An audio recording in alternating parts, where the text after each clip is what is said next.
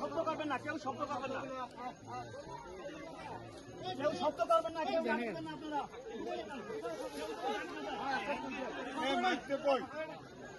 কেউ শব্দ করবেন না, ও তো একদম শান্ত করবেন না। কাটাটা কই?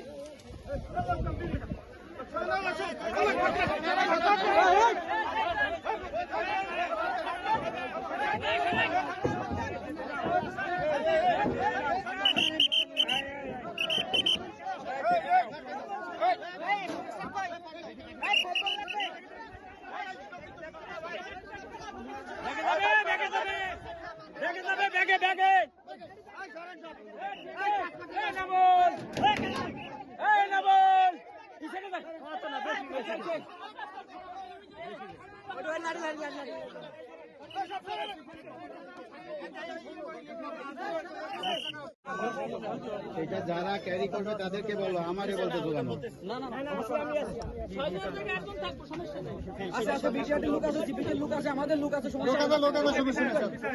এই মফিজ এই পাশটা সামনে দেব নাকি?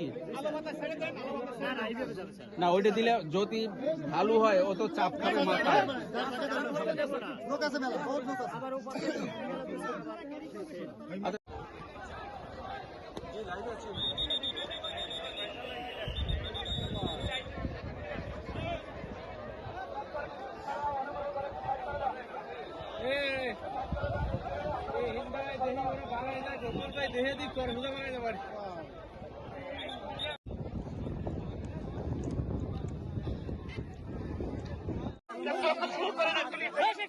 ওখানে বাঘ শুয়ে আছে, মাথা লড়াচ্ছে, এমনি পিছন সাইড লড়তেছে না। কিভাবে কি পরে অসুস্থ হয়ে পড়ে রয়েছে না কোনো ফাঁদে পাচ্ছে, এটা কোনো বুঝ করতে পারিনি।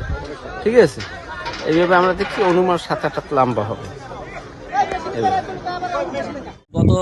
গতকালকে অর্থাৎ 3 জানুয়ারি 2026 তারিখ আমাদের সুন্দরবনে একটা বাঘ একটা ফাঁদে আটকা পড়েছে। এই সংবাদ শোনার পরে আমরা অবশ্যই সঙ্গে সঙ্গে সেখানে রেস্কিউ টিম পাঠানো হয়, তারা যায় সেখানে অবজারভেশন করে কী কী অবস্থা আছে না আছে। আমরা সেগুলো রকম শোনার পরে আমাদের ব্যবস্থা নেওয়ার জন্য পর্যটন কর্তৃপক্ষের নির্দেশ ক্রমে একটা টিম রেস্কিউ টিম গঠন করা হয়।